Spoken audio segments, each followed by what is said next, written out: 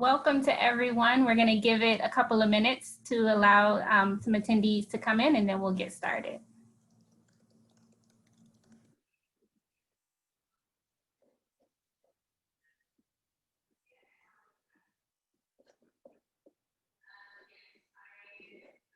Looks like a pretty nice crowd so far of attendees.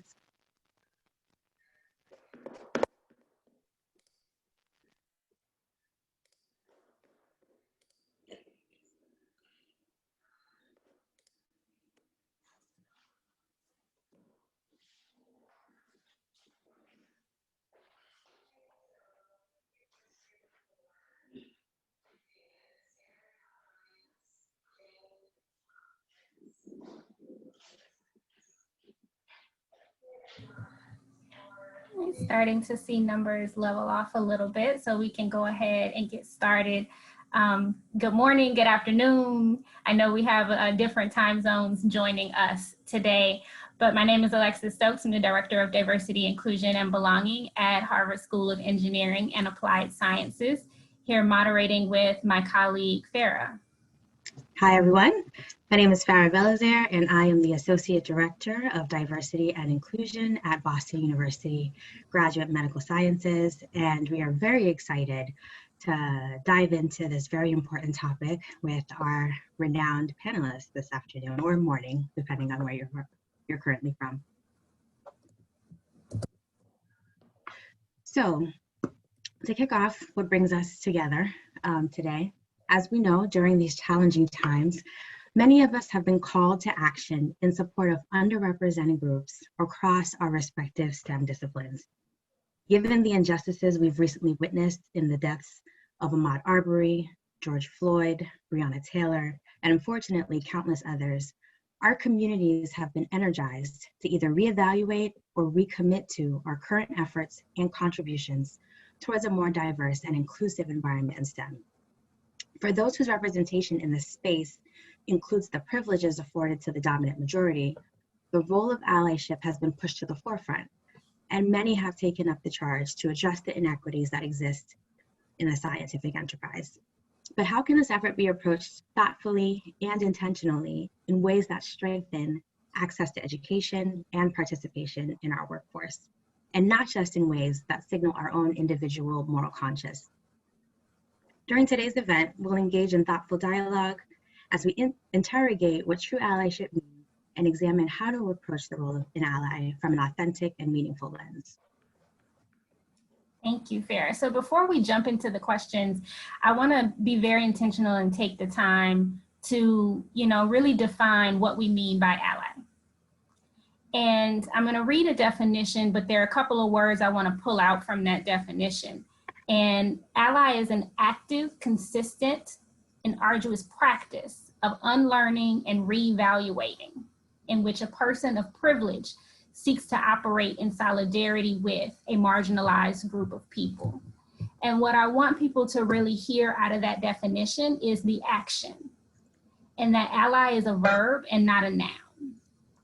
So when we talk about what does it mean to be an ally within STEM, the first step in that is that there must be action and the unlearning.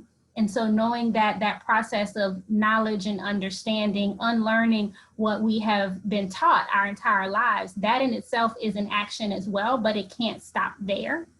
The other piece is working in solidarity with, which means that in being an ally, you do not co-opt the space.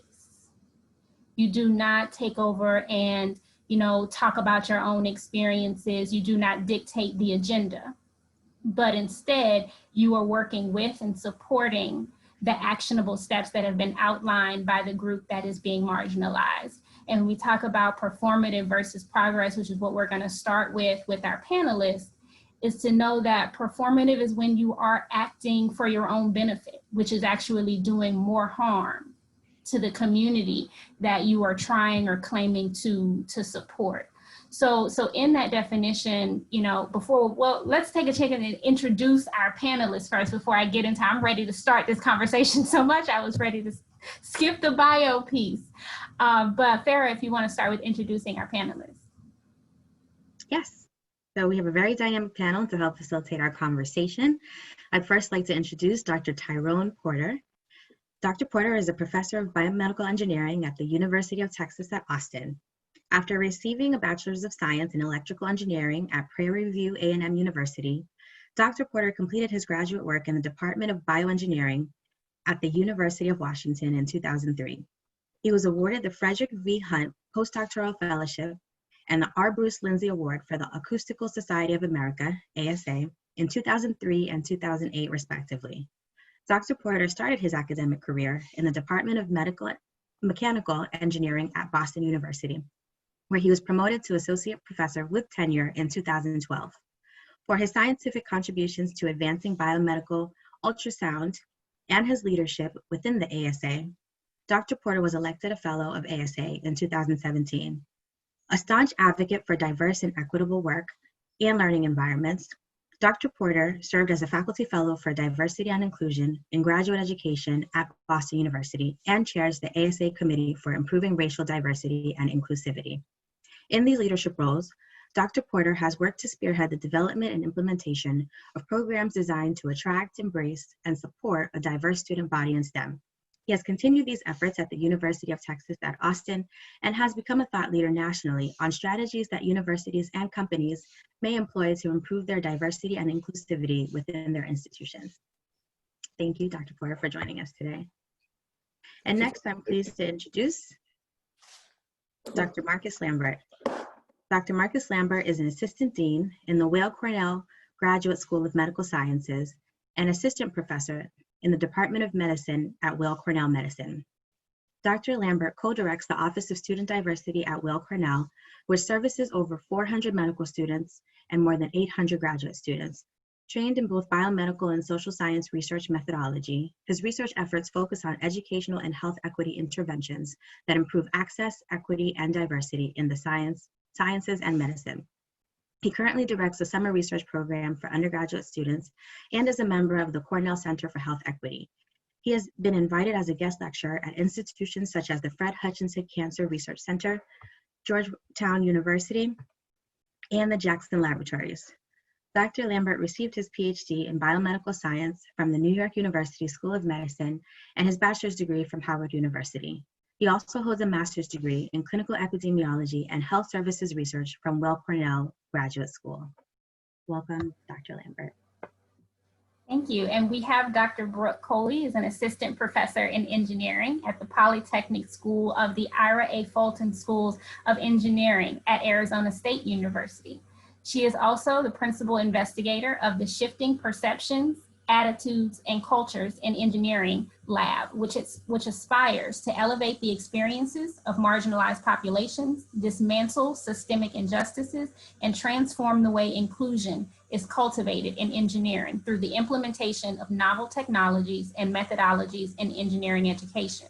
She holds a BS degree in chemical engineering from the University of Maryland, Baltimore County, where she became a Meyerhoff Scholar, and a PhD in bioengineering with a concentration in biomechanics from the University of Pittsburgh. Prior to joining Polytechnic School, Dr. Coley completed postdoc training at ASU in engineering education.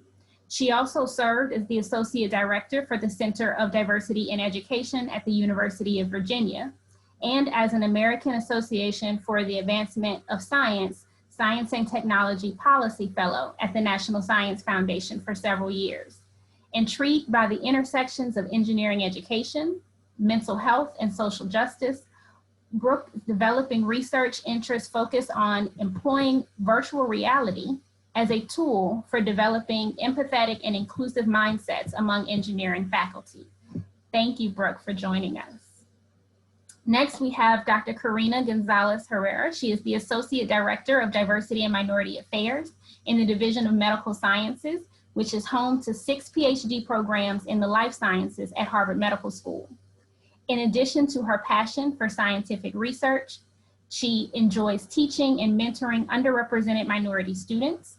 She works closely with colleagues in the Office of Diversity and Minority Affairs in Harvard's Graduate School of Arts and Sciences and as a part of the dental medicine. She is responsible for planning and developing strategies to support diversity, inclusion, and belonging efforts. Dr. Gonzalez co-directs the Summer Honors Undergraduate Research Program based at Harvard Medical School. She serves as an academic advisor to current graduate students and post-bac program participants at Harvard. Dr. Gonzalez is a first-generation Latina and earned both her BS and MS in molecular cell biology and biotechnology from California State University, and a PhD in biological and biomedical sciences from Harvard University. Welcome, Karina, for joining us. Thank you. So let's delve into this much needed conversation. And I want to start with acknowledging that many of our institutions and departments have released statements over the last 3, 4, 5 months regarding their responses to incidents around racial injustice and police violence. From your perspective, how do you assess whether these messages are authentic or are they performative? Just whoever wants to jump in and start there. It's okay, I can start. Some thoughts. I had a lot of thoughts, so I wrote a few down. I think that institutions who truly care and want to make a statement to address racial injustice are authentic, and you can tell when those statements are authentic if the message that's conveyed relays some empathy and understanding, and when the terminology that is used is the correct and accurate terminology. And I think in recent events, in light of recent events, we have heard a lot of folks who talk about being uncomfortable or feeling discomfort with using certain words. And I think that some of the discomfort shows that some of us need to do more learning, comfortable, and be able to speak about some of these issues and to be able to relay a message that is more authentic. So that's one of the points that I think that a lot of folks can read into when they're reading the statements. I think you can also determine if a statement is authentic when there is evidence of efforts to support the message in the statement. So if there are any initiatives that the institution is working on that shows that you really care about these issues, and if you can show that some of these efforts are fruitful, I think that's important, and not just current efforts that you're working on, but what else can you do to make sure that we keep moving forward at a much more rapid pace. I think learning about these kinds of issues is part of being a leader, and it's part of our education. And I know a lot of folks think about it as training, but it's not really about training. It's about learning and learning from each other and our experiences. The last thing I will say is that the timing of the statements is important. So I know that because some folks feel uncomfortable, they may not know what to say, and they may want to have more time to think about it and think about the action items they want to propose to move forward. But I think it's also important for them to send a short message saying that they're going to take the time to think about what the institution can do to move forward, and that there will be a follow-up message. I think silence is not an option if you really care about these issues.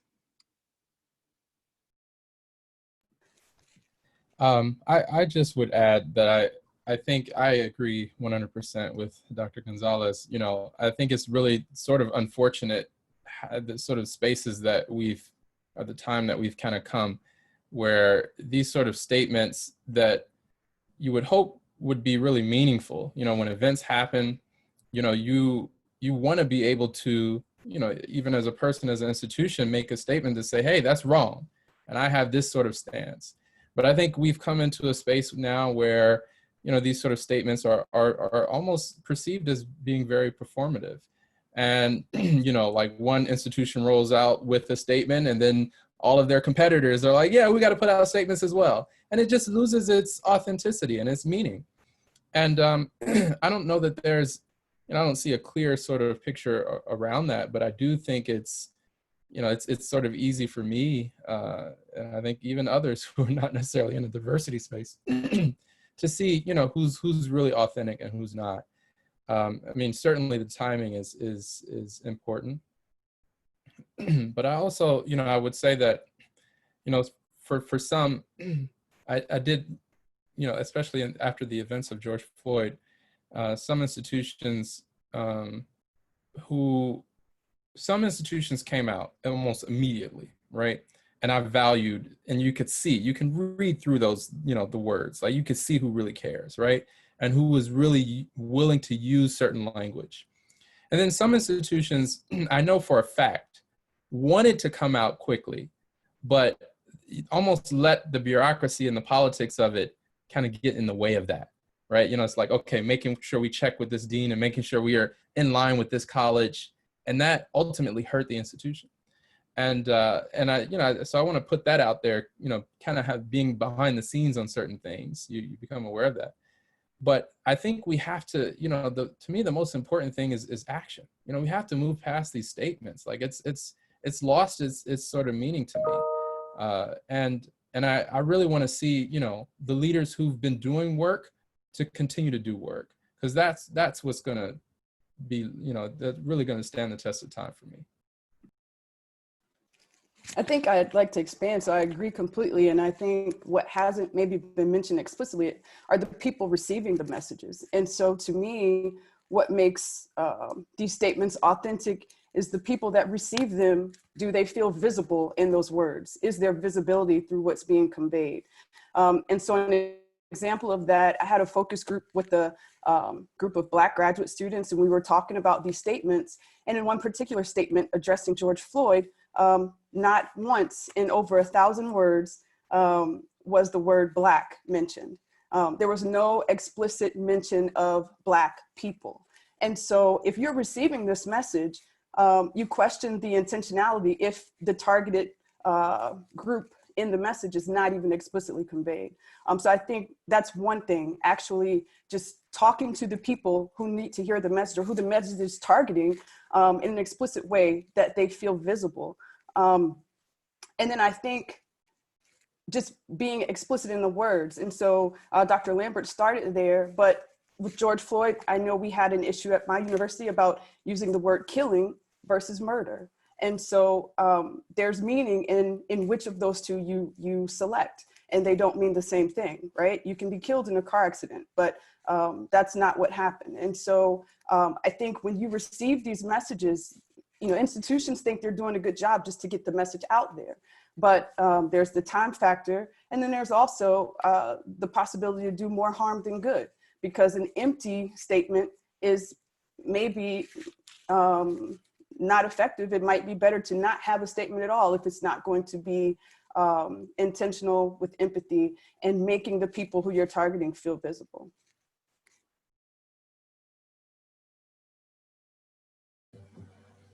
And I appreciate that the emphasis on the language piece and naming the problem. And, that makes me think of a lot of the questions that we often will receive when, these statements come out of, well, why didn't we also mention that this system of oppression is an issue? And why didn't we also mention this? So I think, I appreciate the emphasis on naming the problem of what we're trying to address in that message. Definitely. I think that's a great transition for our next question. Expanding on just the current climate that we're in, as you all know, there have been executive orders to actually eliminate diversity training and, to our points made earlier, really naming what some of these issues are as it relates to systematic oppression. So given that we're at this sort of turning point in our ability to continue doing social justice work, in your opinion, how can faculty assist in training the next generation of culturally responsive STEM professionals in this current climate? And also, as you think about or reflect on this question, if you can also draw from your own research or some of your experiences on some of the ways that you've seen institutions advance both diversity and inclusion work as well as anti-racism. Yeah, so I want to take a stab at this because I really thought quite a bit about this one when I when I received it. And ultimately, the executive order and the tone-deaf administration cannot stop faculty and staff from hosting their own discussions and conversations. They can maybe have an impact on federally funded national laboratories like Ascendia National Laboratories or in Oak Ridge. but the institution is a place of learning. And so having these open conversations and dialogue, an executive order cannot stop that. In addition to that, faculty can engage and implement teaching and mentoring practices that promote equity and inclusion. So you cannot have an impact on what occurs in the classroom. You can have a conversation around the executive order to really maybe get a sense of what is impact will have on diversity, equity, inclusion efforts in the STEM enterprise, but you can't stop the conversation. You can't stop faculty becoming better teachers, faculty adopting strategies and methods for equitable and inclusive teaching and mentoring and advising. That is something that the executive order cannot stop. And that also comes from my own personal experience. So to touch on that topic, I attend and participate in a variety of different national meetings and conferences that are geared towards underrepresented minorities in STEM, right? And so that will be ABRCAMS, that will be SACNAS, that will be NSBE. The executive order cannot stop me from attending these conferences, from talking with the students, from engaging the students, and ultimately potentially mentoring the students. And I would encourage other faculty to also attend these types of meetings. An executive order cannot stop that.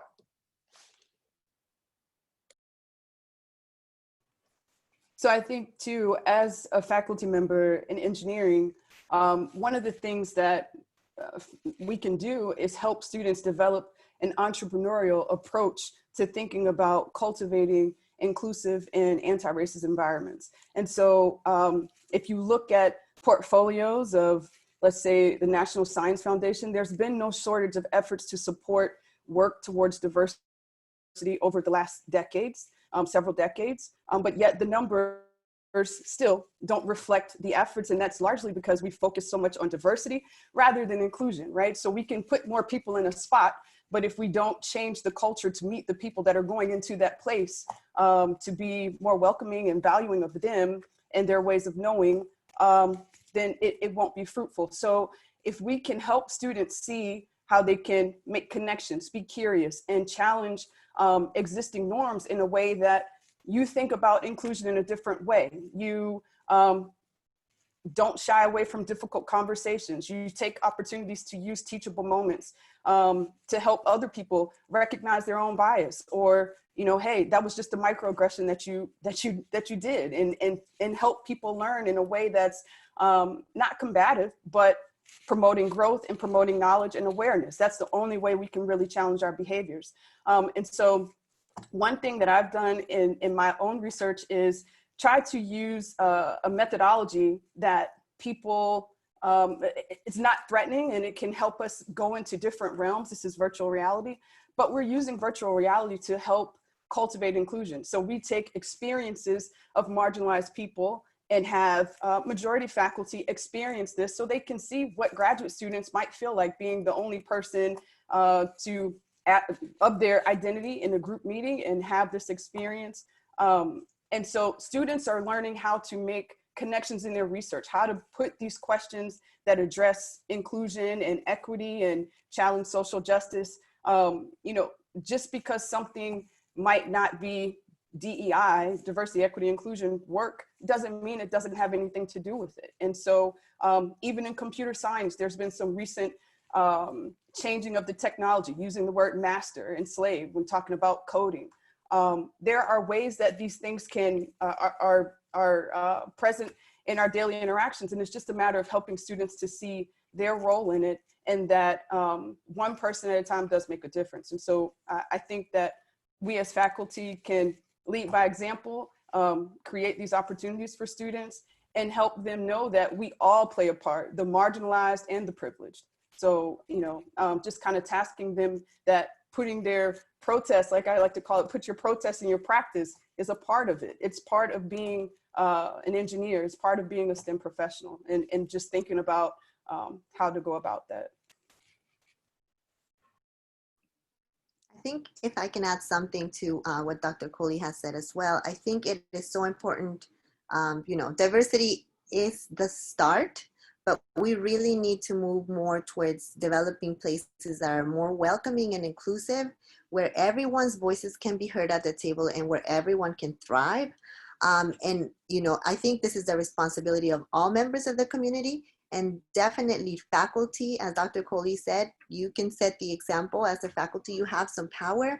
And so I think faculty have the responsibility to encourage having some of these conversations around these topics with the research group, so that folks can feel encouraged to learn about these kinds of topics. And I guess based on my experience, I wasn't born in the United States. And so I know that coming to the United States from Guatemala, I learned a different kind of history. So also being aware that members of our community, we all come from different places, and that we've all learned different things, and we're all at different stages in terms of learning about all of these different topics. And some of us may not really understand the history of what has been done to groups who are marginalized. In some of the work that we do with our current graduate students, we have diversity and inclusion fellows. These are graduate students at Harvard. And some of these students have come to us in the past to talk about the you know, negative experience they faced as graduate students in their programs. You know, some of the same that I experienced when I was a graduate student.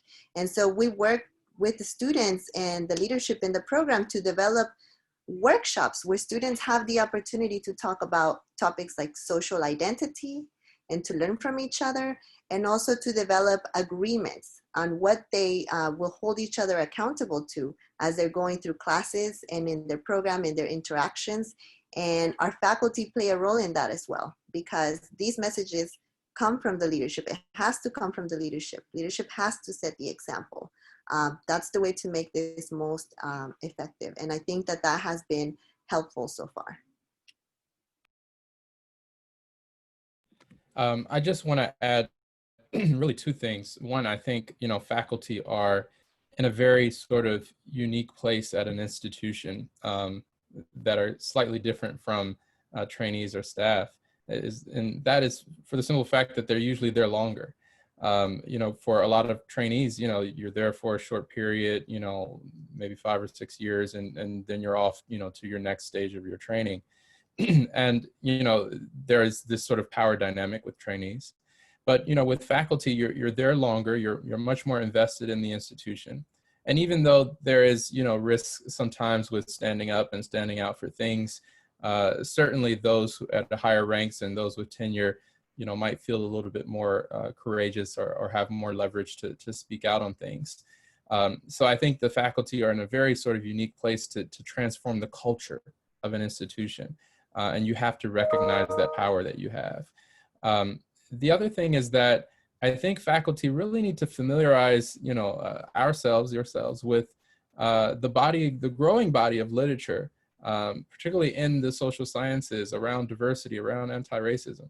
You know, I just shared an article that came out recently that has some really nice tips for, you know, how to you know, tackle, you know, racism in your academic spaces.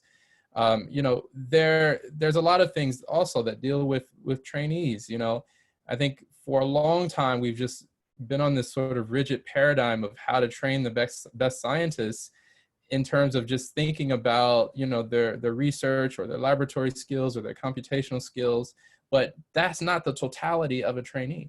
The totality of a trainee includes things like self-efficacy and belonging and their sort of identity in these spaces. And, you know, we did a study, published it earlier this year with postdoctoral trainees. And one of the biggest differences between postdocs who identified as underrepresented compared to those who were well represented, if they identified as white or Asian, one of the biggest, actually two big differences. One was mentorship, that they self-identified. The other big difference was their, essentially boiled down to belonging, their sort of identity of finding others in an academic space who they valued. And that was a key predictor of the sort of career path that they wanted to pursue. And if they didn't feel as if they would find that as a faculty member, they didn't want to go into academia. And so, you know, I think we have to pay very, very close attention to that. And again, there's a lot of literature that's coming out that faculty, and no matter what your field is, can familiarize yourself with this to really understand how to change our environments. Thank you. And I want to dive deeper into what Dr. Coley described, which I'm going to steal and start using, but of course I will cite you in that, is put your protest in your practice. And you all have started to touch on this, but I really want to delve into that because you all's research agenda and your everyday work is in the space of DEI and supporting marginalized students. So in speaking to individuals that this is not their everyday space, this is not their research agenda, what are the ways that they can be amplifying the voices of marginalized individuals, especially within the STEM space? What is their power and their privilege that they need to be leveraging?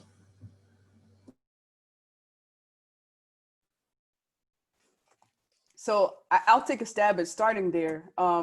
And I think James Baldwin has a quote. He says something like, not everything that is faced can be changed, but nothing can be changed if it's not faced. You know, maybe not the exact quote, but around that. And so I think part of reaching colleagues that their work is not directly in the DEI space is first helping people to understand the importance of awareness, just awareness and acceptance. Because first, with awareness has to happen before behavior can change.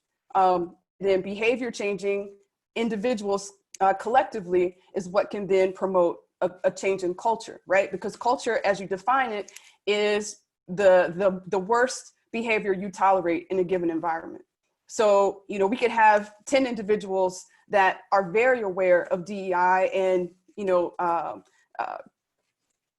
representing this in their interactions in their environment. But if we have 2 individuals that have no awareness and no knowledge, that still, you know, brings the average of our culture. That becomes a reflection of our culture. And so I think it's important that we help colleagues understand, one, that there's literature around this, right? We have to do the work. We can't just think that we can call all the communities of color in the times of needs to say, what do we do? We have to treat this as we would any other problem, any other complex issue in STEM, right? And so when we have those things, we call in experts, we get trainings, we go to conferences, we learn, and that's what we have to promote everyone to do. I think one thing that is a unique challenge around getting people that this is not in their space to do it is there's no metrics for it. There's no accountability for it. And so it's very hard to, I'm an assistant professor. It's hard to give somebody something more to do, especially if it's not going to be valued or put into something that advances them or, you know, is linked to their progress and promotion. And so I think, you know, it's a collective. It's getting people to recognize that there are issues.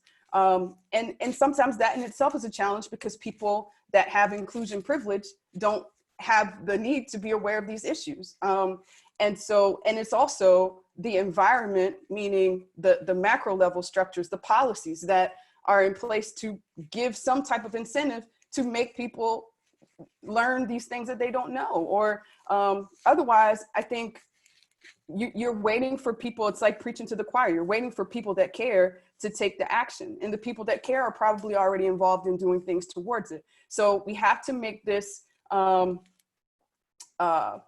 everybody's issue, everybody's problem, and make it a requirement. You know, this new thing with diversity trainings, you know, I think there may be some infiltration of that in institutions. People may shy away from trying to have these trainings, but, you know, that's where we have to have bold leadership to know that, as Dr. Porter said, we can't stop this. This is necessary. And so just creating those opportunities for faculty to learn that. One example, in my institution, they actually created sort of like a seed funding. And the seed funding was to open up for ideas around how faculty could create projects or investigations that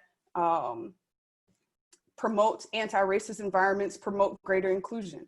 And so my dear friend and colleague, we submitted a proposal to establish a book club. And so this book club is going to foster education and awareness. We have a list of books that we're going to rotate through, focusing on both inside the institution and society, because I think when we talk about racism, there's a tendency to think it's happening out there, but it's very much happening in the institution. So we want literature that creates context for both, so we can have these facilitated discussions with an individual trained in counseling psychology to navigate these difficult conversations. We're requiring representation from the different departments or the different schools of engineering, so that it's not the same old people participating in these efforts. And then the people that participate are going to report back to their department meetings and share the information being learned through the book club. So that's one kind of low-hanging fruit way of helping people make these connections, in hopes that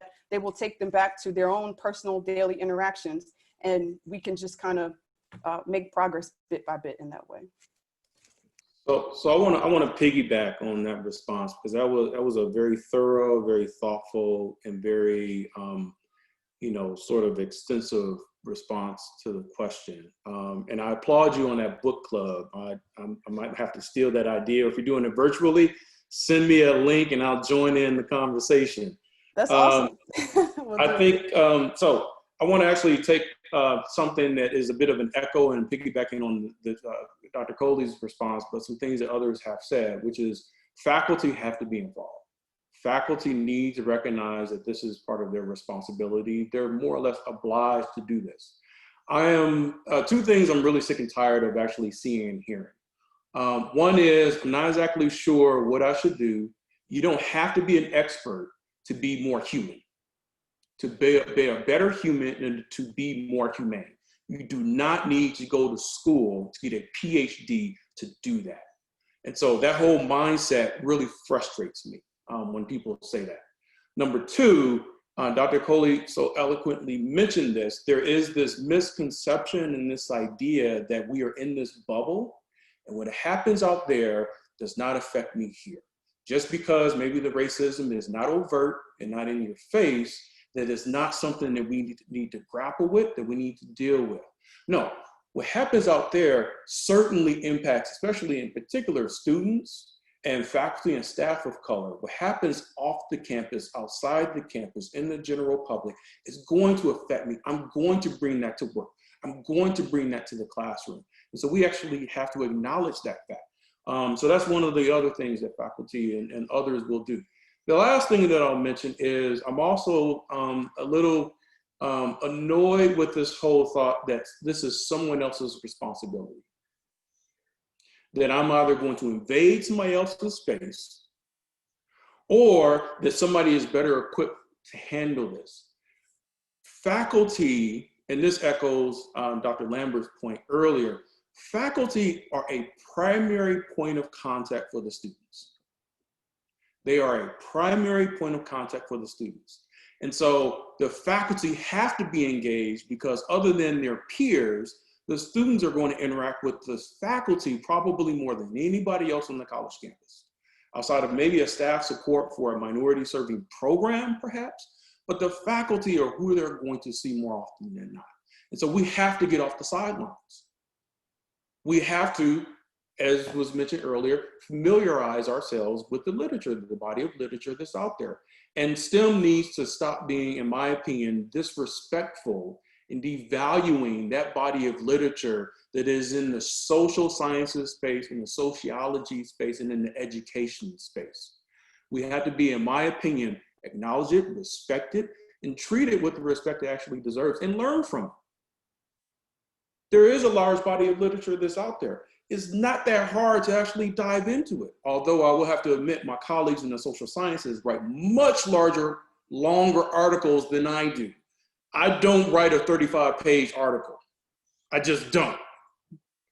So the information that's out there, and it is accessible. We just have to actually be respectful and actually pay attention to it and tap into it.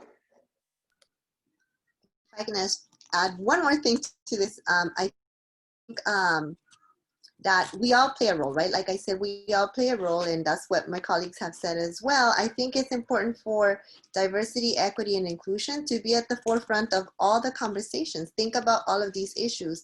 A lot of the students and members of groups that are marginalized are often thinking about our identities and have that additional stress. We don't have the privilege of not thinking about this.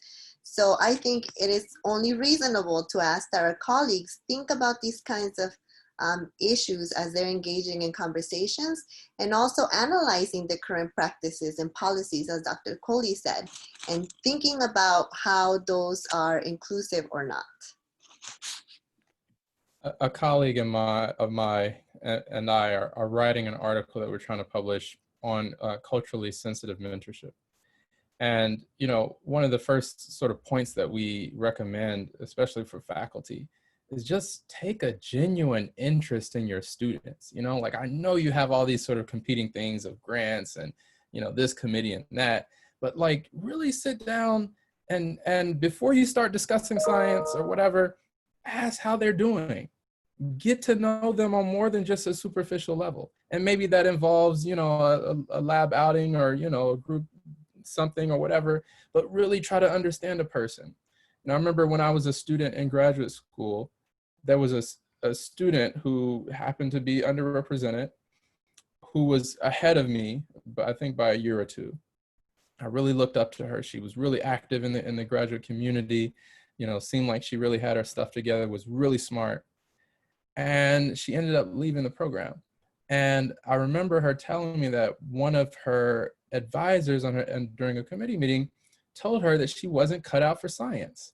I'm like, how dare that person tell you that? That's not their choice. I mean, we got to stop telling these students that they're not cut out for science. That is someone's choice. And if they made it this far into graduate school, you saw that there was some potential in that person. So it's these sort of almost examples that really hurt, you know, especially when like every person and every number matters. If we're going to really move the needle on diversity, we need every person to make it through, right? And be successful. That's the only way we're going to diversify. And we have to do more, really. But it's almost these sort of experiences or being stopped at the door and asking for your ID. All of these things that either make you feel like you don't belong or physically kick you out of a program. That has to stop. Like, we have to take a genuine interest in the lives of the people that we're trying to, the next generation of scientists and you know, professors and academics. And I think when you really try to understand a person, then you're able to sort of mentor them and really understand how to address their barriers and their needs. I just want to add, Dr. Lambert, just that resonated so much, because I feel like I would be remiss if I didn't share these voices that I've had the privilege of having shared with me. And so that group of the Black graduate students that I talked about, that focus group, we met at the intersection of the two pandemics. So we were talking about COVID and we were talking about systemic racism. And it would be, even I was shocked at the response of how the responses that students had to faculty in that time was enough to deter them from wanting to pursue academia any further, just in this 3-month window. You know, so it wasn't even, COVID has, you know, taken us all by storm. You know, there were reactions to that, but actually students were able to develop some really resilient strategies through COVID. But it was systemic racism. It wasn't new to them, but it becoming, us starting to have permission to talk about it and it making its way into spaces that it hadn't maybe overtly made its way before. And the way that faculty responded to students in this moment caused a great deal of whether students felt like they could see themselves in this space at, you know, continuing or at another level. And so the thing that I'll add to what Dr. Lambert said is that I think each faculty has to know the power of their interaction.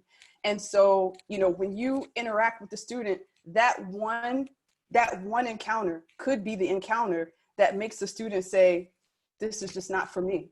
On the flip of that, we have another responsibility, because I know as a Black female faculty in engineering, I'm very transparent with my students, but sometimes being transparent means they get to see the struggle that I go through as a faculty member.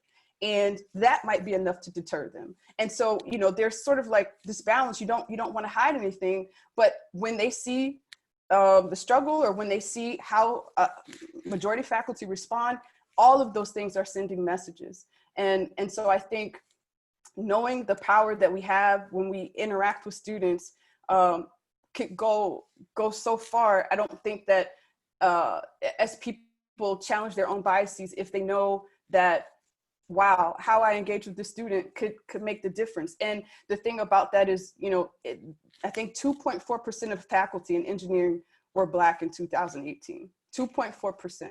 And so we're not having students, you know, typically students of color, Black, brown, Latinx, these students are not typically engaging with engineering faculty that look like them.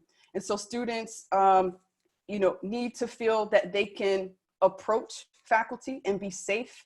And that's all in those interactions. So I think just faculty sitting back to know how much power we do have, in fact, by just being human and vulnerable, could go a lot farther. I don't think students, at least from the students that I've talked to, they don't expect everyone to get it perfect. They just want people to care and be authentic and transparent. Hey, I don't know this, or, you know, what is offensive about what I said in this statement, and learn and be open to that, I think will go a long way. Thank you.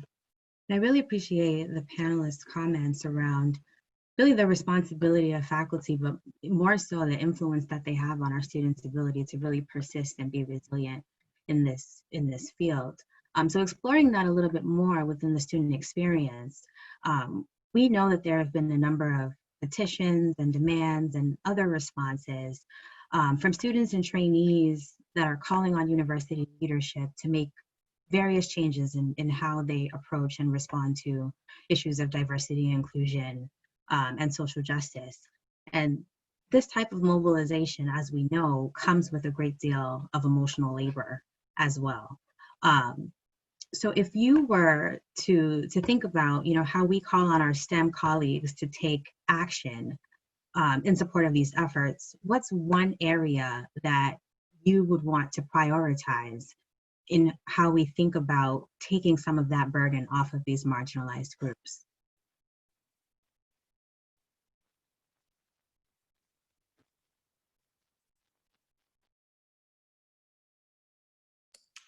So I don't think there's a easy answer to that. I think I would just echo Dr. Coley and Dr.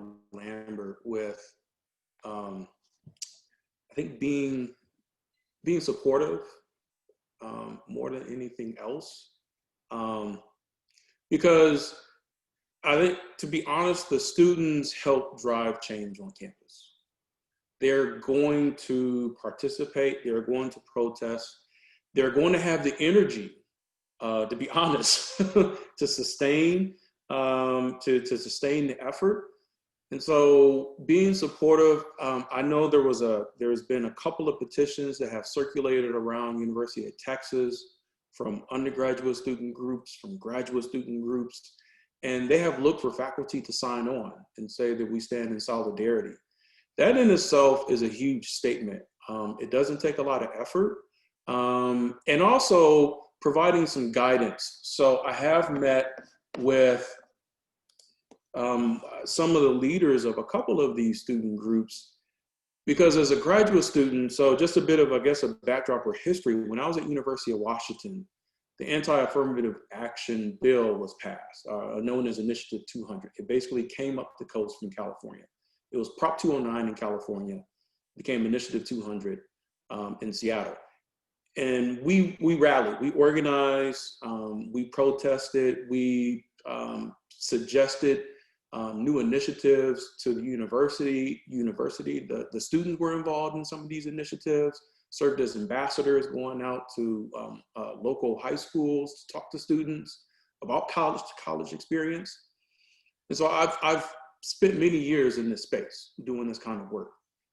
And so it could be beneficial to the students to actually hear some of those past stories, but also get some sage advice and guidance on how to navigate the university system in order to achieve ultimately the goals of increasing and improving equity and inclusion. Okay, as was mentioned earlier, it's not just enough to diversify the students. It's not just enough to diversify the faculty.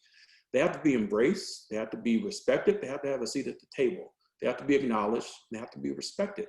That's completely different than just increasing the numbers or changing the demographics. Helping the students, giving them some sage advice on actually how to achieve that goal, and how they can also recognize that they're not working in a silo. They're not by themselves. They're not alone in these efforts, which actually strengthens and, let's say, captures the attention of the administration in a more resounding manner if you see collections of student groups working together cooperatively on these initiatives. So many of the conversations I've had with the students is, don't try to do this alone. Don't try to do this independently. There are other student groups that I'm pretty sure have similar ideas, similar grievances that they want addressed. And so working cooperatively together is actually going to make a stronger impression on the university, which can ultimately help accelerate the transformation.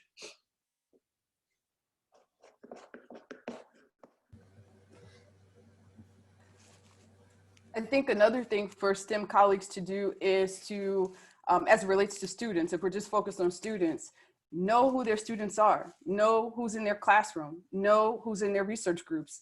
And by that, I mean, bringing in non-traditional ways to value the students, their funds of knowledge that they bring. Professor Yoso has the community cultural wealth framework.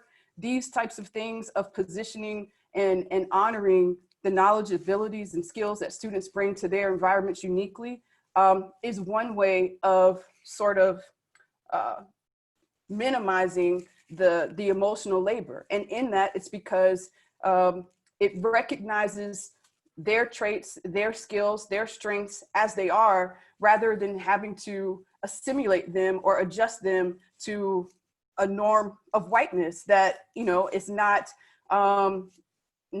not necessarily innate. And so I think if more faculty could know what that looks like, what are those skills, what are those abilities, and learn how to better recognize them and value them in action, the same way we value what has been the status quo that represents monolithic identities that don't include these communities of color, then people would start seeing themselves, and that has a lot to do with the mental health ramifications that students experience. And so I think that's one way, and faculty have access to that by just becoming literate in those spaces, reading papers and applying them. The theories are relatively straightforward. It's just being willing to be to be open to information in a different way, and challenging the norms that have conditioned us to see things in a certain way. I think, there are debates about the term grit and, recognizing grit. And that in itself is an example of how these other knowledge, skills, and abilities are not regarded with the same amount of esteem as some things that have been outlined. And so that would definitely make it easier for students navigating these environments if their strengths and abilities could be recognized more seamlessly. I know we're probably short on time, but I did want to mention one point that I think is important, but a little complicated and layered. And that is really how we kind of protect our students from issues of mistreatment and discrimination and stuff.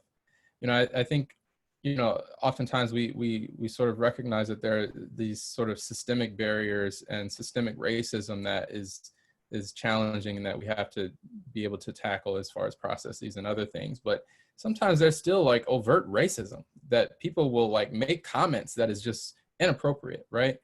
And sometimes, it's it's not even the comment. Sometimes it's just abusive behavior or just things that are just, that really shouldn't be happening. And I know for a fact that some students will not speak out about this for fear of repercussion, right? Maybe they're in a laboratory where this is coming from their PI, or this is coming from someone who has a lot of power and sort of control over their future. And they're sort of, you know, whether or not they graduate, right? And how do we begin to tackle and challenge some of those issues so that we can really ensure that people are protected? I think that's something that we have to pay close attention to, and maybe will require a lot of allyship. And I think, Dr. Lambert, that's a part of the conversation we don't have enough.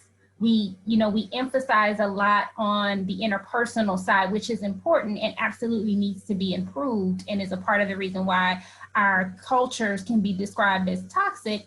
But I think also we need to talk about what are the policies and the practices that allow that toxic interpersonal behavior to continue. There is a reason why individuals are not afraid to say those comments. There is a reason why individuals are not afraid to not focus on their mentoring. And that speaks to the accountability measure that Dr. Coley spoke to earlier around why would I place that emphasis on anti-racist mentoring practices if that's not a part of the tenure and promotion process? Am I gonna be denied tenure because I didn't implement anti-racist mentoring practices? Possibly not. So how are we going to change the systems that we're built upon? And I want to make sure we have time for questions from the audience, and I appreciate our panelists starting to respond in the Q&A, and definitely encourage our attendees to post additional questions. But one that we have is around the resistance from white faculty and also this individual's fellow white peers, student peers. There's resistance to require DEI trainings or discussions because it's seen as it won't be as effective.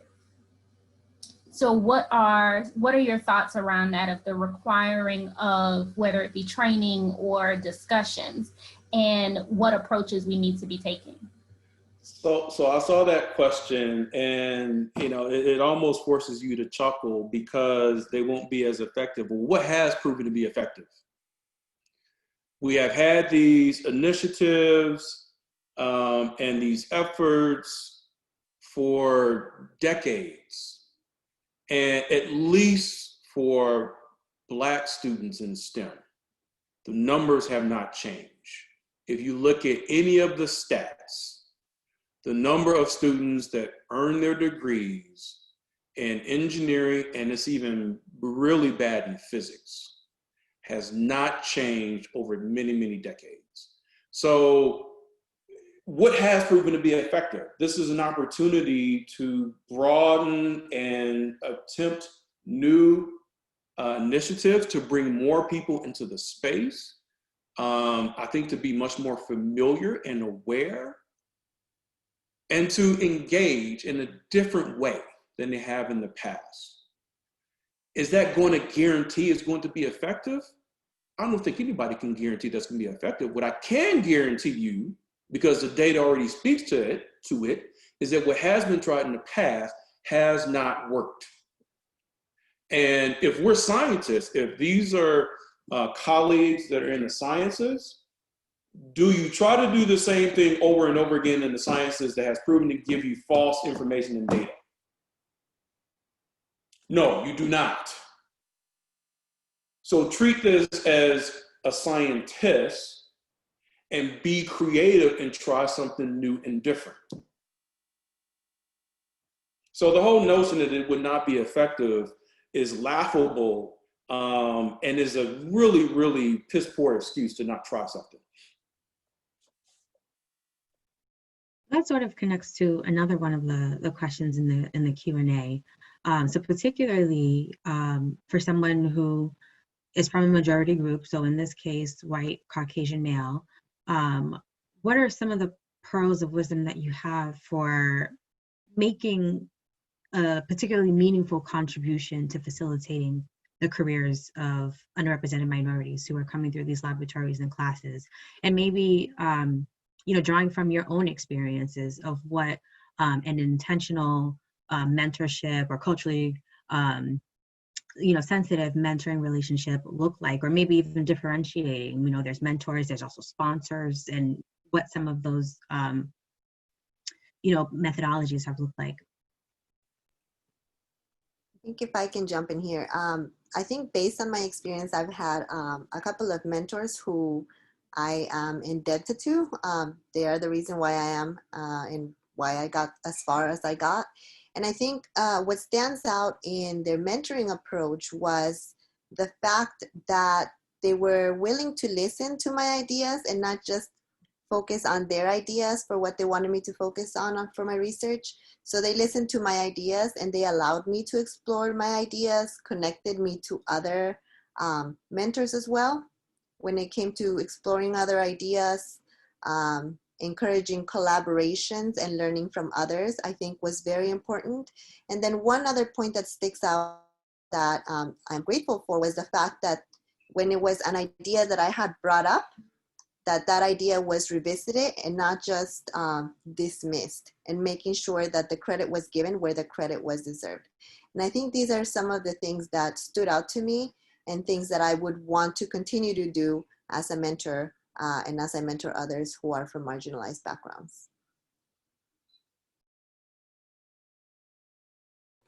I think one more thing to that is to be intentional. And I think, we have to recognize that there's a power dynamic that exists between faculty and students at the undergrad or grad level. And so to outwardly identify yourself as an advocate, saying, I want to support students of color. I want to be an effective mentor to you to help you reach your goals. And so for each student, what that looks like might be different. And so to me, being open to treat each student as an individual, and that doesn't mean you as a mentor, you have all these different practices. It just means being flexible and adaptable in meeting a student's needs directly, and even asking or promoting that question.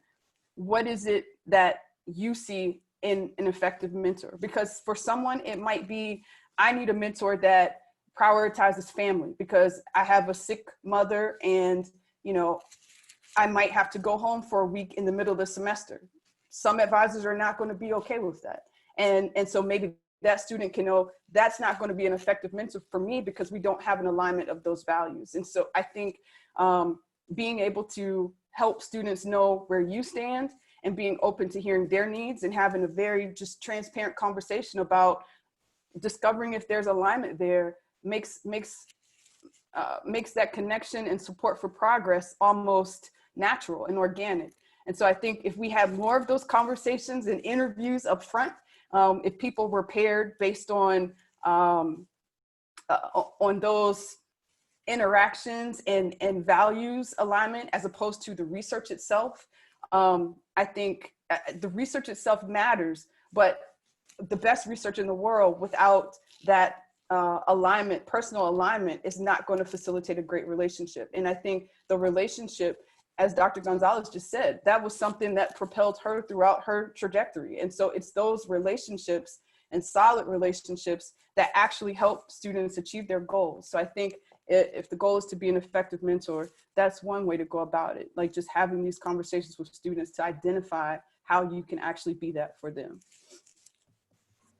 So one of the questions, or really the next two questions that we've received in the Q&A are really getting to the systemic side and the strategy for us as STEM professionals to address. And so we have here, I feel like one of the major points of frustration amongst URM community members and allies alike is the slow rate of progress in the academic setting, which is supposed to be progressive and agile.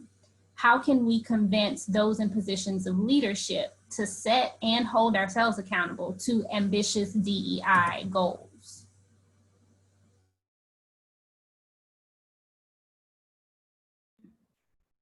Dr. Porter, I know you were probably going to take a stab at answering this. One thing that came to mind, obviously there's power in groups, but I don't want to continue to sort of promote this, diversity tax or the Black and brown tax. It should not be you know, individuals who are underrepresented taking on, you know, and trying to organize and convince the leadership that this is important and to hold them accountable. We really need everybody. So it has to be ingrained in the sort of the values and the culture of things that already exist. You know, if there's an executive committee of a graduate school or of the college, this should be an agenda item on every meeting, right? Like, make this a part of the norm. Like, we have to hold each other accountable for these things. The other thing is that, oh, of course, I forgot it now. Maybe Dr. Porter, you can go and then it'll come back to me. I think I'll echo your sentiment. The only thing I think I will add to that is to say that we are going to diversify the campus, to make very broad, sweeping statements, does not provide any sense of a compass on actually how to achieve that goal. And so actually working on constructing a plan or a strategy to operationalize and also assess, do regular assessments in order to achieve that goal, do the assessments, and then make adjustments based on the assessments. We oftentimes don't do that enough. And to be honest, many of the universities are fearful of what it's going to reveal. It's not like it's unknown. You walk around the campus, everyone knows that students of color are lacking representation on the campus. Everyone knows that they're missing in the faculty. It's not a hidden, it's not a secret. If you get to the numbers and get a sense of, it can also help you understand maybe who is doing maybe better than others. And then having open conversations across disciplines and across departments to share best practices, I think begins to, from the accountability piece, but also doing regular assessments in order to make adjustments as necessary or amplify the activities and efforts that seem to be working very well. And that's something that I think will be much more effective than continuing to work in silos, continuing to work independently, and then just only making these broad sweeping statements. So the one example I'll give for you to everyone on the panel as well as in the audience, I went to an HBCU. I got my undergraduate degree in an HBCU, historically Black college and university. Many, in particular, in this current environment, many PWIs will say, we should establish relationships with an HBCU. How do you do it? No one says, oh, we need to make a connection with it, and do it such that it's genuine and beneficial for both parties. Instead of poaching the students, only going to the campus to give an informational session from time to time, how do you craft a genuine, well-structured, and functional and effective relationship with an HBCU? Everyone says we need to establish relationships with these HBCUs. It's easy to say it, but how are you creatively and intentionally and deliberately going to do it such that it works for the benefit of both parties instead of taking advantage of the students? And I want to stay there for a second because I know that we have myself and Dr. Lambert, other HBCU alum on the call today. So I think what you just hit on is literally the definition of performative versus progress. Because performative is saying that statement of we need to partner with HBCUs. Performative is going in as the PWI with all the money and the privilege, thinking you are going to teach and tell the HBCU how to do, and I'm here to save because you lack X, Y, and Z. And progress is when it's a genuine partnership that's happening between the institutions. And I often will say, HBCUs are not just a place for you to recruit. They're, just as your institution, they are a place that produces scholarship and that produces research. And innovation and things. And so how are you even amplifying the research and the scholarship that's coming out of that institution? So Dr. Lambert, I'm sure you have something to add here. Yeah, I mean, I 100% agree. I'm actually kind of guilty of it myself, you know, being at a predominantly majority institution, I'll say that. And being an HBCU grad, I've wanted to see more collaborations because I see benefits on both sides. But I will say, like, the one single word that this all boils down to is probably trust. Like, there has to be trust on both sides, and it really has to come from really the most senior leadership. Like, it's, to me, the easiest and most effective way is you got to get the presidents of both institutions together in a room and really spend time with each other. Not even talk about anything in the first meeting, right? Spend time with each other to really understand the benefits of each campus. And maybe over a year, then you can talk about collaborations. But otherwise, it's going to fail. I don't think there'll be enough trust in the room to really be able to establish something effective. But the other point that I was going to mention to the other question that I think also can tie in here is that there is a lot of leverage in some sense what your competitor is doing. You know, if as an institution, you're able to point out and say, hey, my competitor over there is doing this and this and that in terms of diversity, equity, and inclusion, and here are their metrics, here's what they're doing. That is a lot of leverage to sort of get your institution to want to motivate to do something as well. No, that's a good point. We don't like losing out to our competitors. So in terms of the, I don't know if I don't want to jump the boat. Are you going to go back to ask us about resources? Because there's actually something that exists that talks about strategies and policies and provides some recommendations that I'd like to share, but I don't know if this would be the time to do so. So I can wait, but it definitely speaks to a little bit of that question. How can you push the timelines? I think if you can go to administration with tangible ideas, like this, a list of things. So it's not a question. Well, what would that look like? Here it is. And so a bunch of Black engineering faculty, we got together. We have created a website. It's blackinengineering.org. And on that, we have basically a call to action for institutions to how to be inclusive and anti-racist.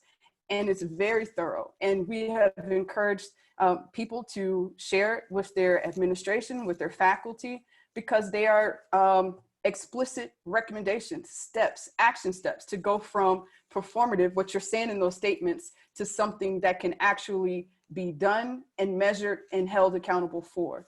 And so I think that's, if we keep dancing around this ambiguous bubble without calling things by their name and putting down on paper exactly what we're going to do, it will continue to have that slow progress because there's no way to hold people to the fire.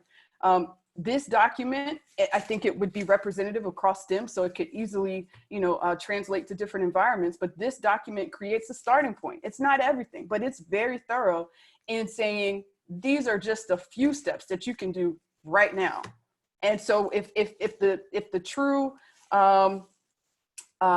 if the action, what they say, if you put your money where your mouth is, so to speak, these things would help to facilitate making some progress that can actually be seen and measured. So that's just one example. And I think the more that we can create explicit action steps and provide that information, not that it should be the responsibility of people of color, but if that's what it takes to create awareness of these things, then so be it. Once people know better, they should be held to doing better. Dr. Coley, we have a question. Do you mind putting that link in the chat for everyone to see the website that you're referencing? And so I want two other questions that came in, and I'm going to combine them because I see some connection here around, we have an attendee saying that they see so many faculty that don't hire students to teach and mentor, but instead they hire them to use those students' prior research and technical skills, and they don't invest in them to mentor. And I'm going to combine that with the follow-up question around, you know, this panel and many others often have Black and brown faculty and administrators talking about DEI work.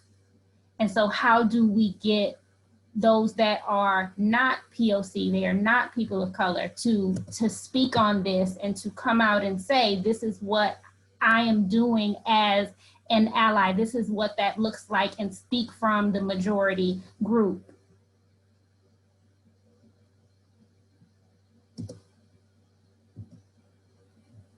Yeah, I think it starts with inviting them to the table. You know, it's inclusion on both sides.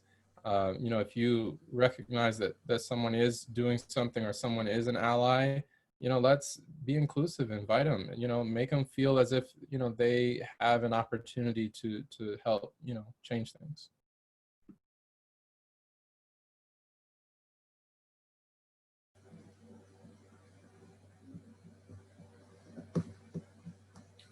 And so what I see in that question, and one of the attendees mentioned this, is it's a systemic problem. And so how do we get to that piece? And I know we talked earlier about tenured faculty speaking up and leveraging that power and privilege that they have, and creating public spaces. You know, there's the article that came out a couple months ago in that, when I'm gonna not get the quote correctly, but when Black people are being killed, white people create book clubs, which there's value in book clubs, as you know, that we've already highlighted here. There's value in that learning. But then how do we create the public space where a white person is going to publicly say, this is what I'm learning, this is what I'm working on, and I'm acknowledging here are some gaps, and here's what I'm acting on in that. How do we create that public discussion? Because I think in some ways it's happening privately, but when it comes to the public space, which is what was being spoken at in the Q&A, when it comes to the public, it's people of color that are speaking publicly. I think, you know, I don't want to dominate the conversation here, but I do think that a lot of people, you know, are nervous, you know, in some sense, about saying the wrong thing or being offensive. You know, they may not feel as if they have the right to speak on a certain topic because they either don't have that lived experience or are not educated enough. I think we just have to the more that we can build the structures to make people feel welcome and to invite them to either learn more or act more, I think that we'll be surprised sometimes at the turnout. You know, one of the first things that we did, like most institutions, we developed this sort of anti-racism and social justice task force to tackle issues. And, you know, I basically asked every sort of program within my institution to have representatives, you know, either nominated or people signed up. And, you know, quite a number of people signed up. So I said, well, I'm going to hold you to the fire. And, you know, consistently, we've had pretty much not drop off in attendance. And we've been having almost weekly meetings, you know, since those events that happened, since we started this task force. And, you know, I don't want to say I'm surprised at the people who have like really stepped up that they've taken ownership on this, but, you know, I'm really happy to see that. And I think part of it was really providing the means and the mechanism to make it easy for people. So, you know, so there are panels that are happening publicly where there are white colleagues are on the panel, and, you know, the majority of the panel are white colleagues. I want to draw everyone's attention to AAAS funded a 5-year study. They've had a discussion series for the entire year on the topic of student attrition rates from STEM. And the title of it is Talking About Leaving Revisited. It actually revisits a study that was done and published in the late 90s, 97 or 99. And they've revisited the topic, and they had a 5-year study to really dive into the factors that, you know, contribute to or lead to or cause students to decide to switch their majors or just drop out of college completely. In addition to that, American Institute of Physics They funded I think it was a 2-year study called a Team Up, and they released a report. And this was really more geared towards physics and astronomy. And a large swath of who was on the board, the leadership, and organizing the study, they were also white colleagues and white allies. And so, these are, these types of activities and their involvement, the involvement of white colleagues and peers does occur. Maybe the spotlight in these conversations on anti-racism, diversity, equity, and inclusion over the last few months have predominantly featured scholars of color and persons of color, but our counterparts are involved.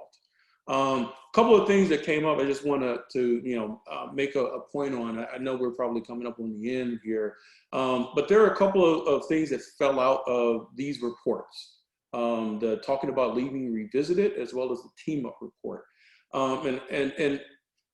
So a feeling of belonging and identity to respective field, as well as financial reasons, were 3 major reasons why students of color at higher rates were leaving STEM disciplines, changing their majors to other disciplines. One thing that we've been discussing, I'm on the board of directors for the American Institute of Physics. One of the things that we've been discussing is 2 major issues or causes of this that came up in the TALR report: weed out courses and grading on the curves. And those are 2 things that faculty have power that they can change right now, independent of color, independent of ethnicity, independent of background. The whole notion of a weed out course is it serves as a bit of a deterrent. It's destructive, and it breeds of this competitive culture. And grading on a curve, I don't think any student wants to see a grade of a 50. I don't care if you curve it and that serves as the average, and that's a C. No student wants to see a 50 on their paper, whether it's an exam or a project. You can tell me it's a C, but all I'm going to see is the 50, and that tells me that I only mastered half of the material. I'm going to internalize that, and to think that should be accepted and that is the norm, and to use that as the practice is very destructive and very discouraging to the students. So the students who were interviewed said that it feels like the faculty are trying to whittle away and discourage students from completing their degrees. And it just comes out to last man and last woman standing under this sort of inhospitable treatment are actually going to be the ones that are going to get degrees. Coming out of, I don't think most students want to, continue to participate in that kind of culture and climate, and it hurts students of color the most. They're twice as likely to drop out or change their majors. Even the high-performing, ambitious students, they're twice as likely to change their majors because they feel like they're under attack and they're not encouraged to complete their degrees. Those are 2 easy, in my opinion, easy things that faculty can do in order to be much more inclusive, more encouraging, and more supportive of students of all ethnicities and backgrounds. Thank you. And I know we want to leave some time also for our panelists to share some resources, but I want to acknowledge also, I think Dr. Gonzalez, you had a comment for this question as well. Yeah, I'll try to be brief since we're at the end. Yeah, I think something that's very important and that Dr. Coley brought up earlier too is in terms of thinking of allyship, being for those of us who are not POC, thinking about being more comfortable with discomfort and being more willing to be called out for purposes of learning. And something that I thought was very important that Dr. Coley brought up earlier in the conversation was thinking about how to give or how to do the call out so that rather than being defensive, you are more learning, and that way we can make much more progress. And that's how we'll continue to build the number of allies as well, so that we can have others join us for the conversations.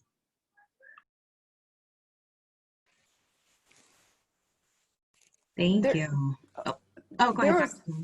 There was a comment that was made, and to me, I heard something, and it was I just wanted to add, I think I'd feel remiss if I didn't say that I don't think the intent or the landscape is eliminating anyone from the conversation. I think it's very clear that all actors need to be in motion. All players are a part of creating these environments that we seek for the future, right?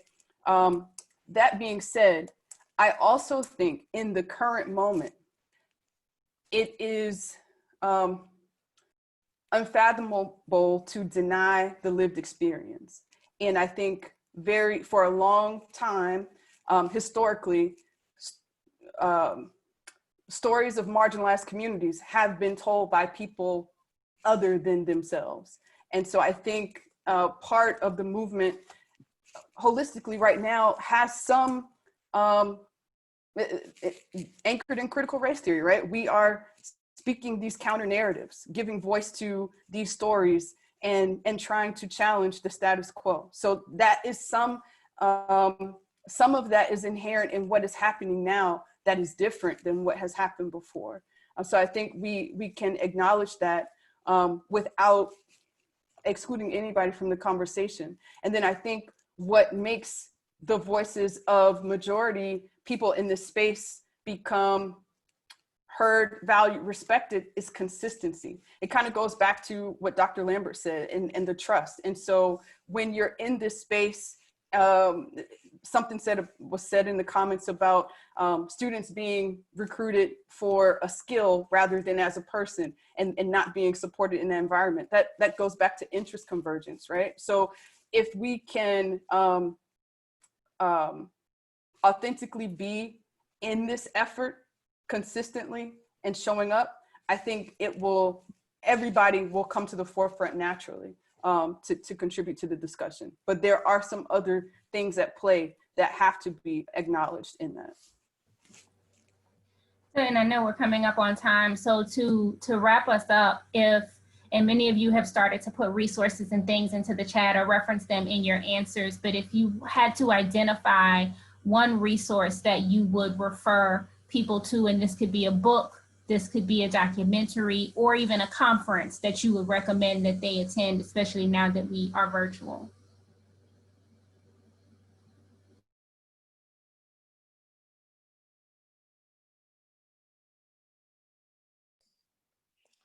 I mean, so there is quite a bit that's out there. I do think that any of the books written by Dr. Kendi, Ibram Kendi, who is now at Boston University, he has a Center for Anti-Racism.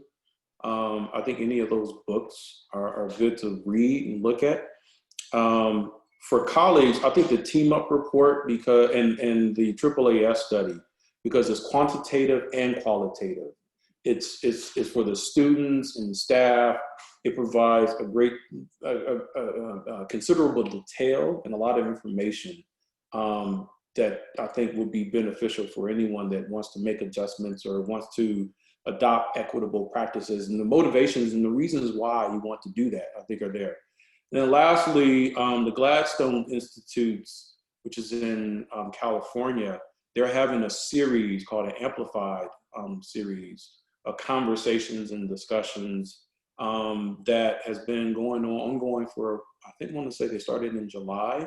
And so they're having monthly presenters and sort of discussion leaders. I think that's also a good source to, and these are recorded, so you can watch them asynchronously. So in particular, the AAAS, I just looked at it earlier this morning.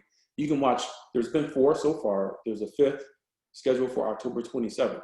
You can watch them at your leisure, anytime you want. You can take notes. The Gladstone Institute, it's the same thing. You can watch them at your leisure. So these are opportunities to just dial in, tap in, and learn and become more aware at your own pace. No one is rushing this and forcing this down your throat.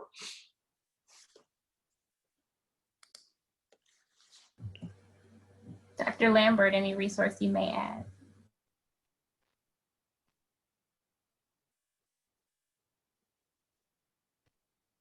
I don't think I have anything in addition to what the other panelists mentioned.